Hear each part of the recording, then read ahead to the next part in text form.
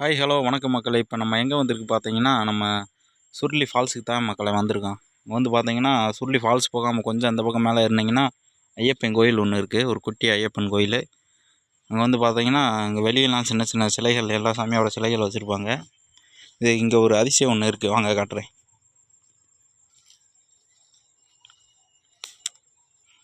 இந்த மரம் தான் மக்களே அதிசய மரம். அதிசய மரம்னா இது இங்கே ஒன்று இருக்குது. அதுக்கப்புறம் மேலே குகைன்னு ஒன்று இருக்குது. ஒரு 2 கிலோமீட்டர் மேலே ஹீல்ஸில் ட்ராவல் பண்ணோம்னா அங்கே ஒன்று இருக்குது.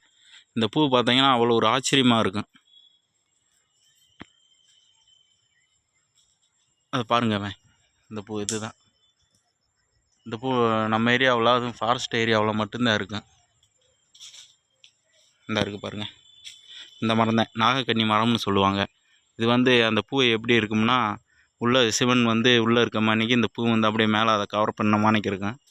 பூ அங்கே பிடுங்கி வச்சுருக்கேன். அந்த மேலையெல்லாம் பெரிய பூ இருக்குது. அது பிடுங்கினா திட்டுவாங்க. போவாங்க, அந்த பூவை உங்களுக்கு காட்டுறேன்.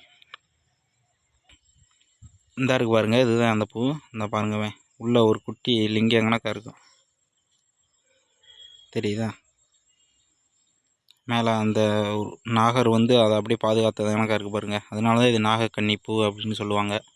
இது நம்ம ஏரியாவில் லோக்கல்லையும் அங்கே கிடைக்காது மக்களே. ஒன்லி இந்த ஹில்ஸ் ஏரியாவில் மட்டும்தான் இருக்கும்.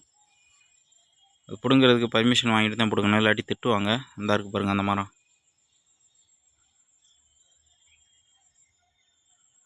நன்றி மக்களே.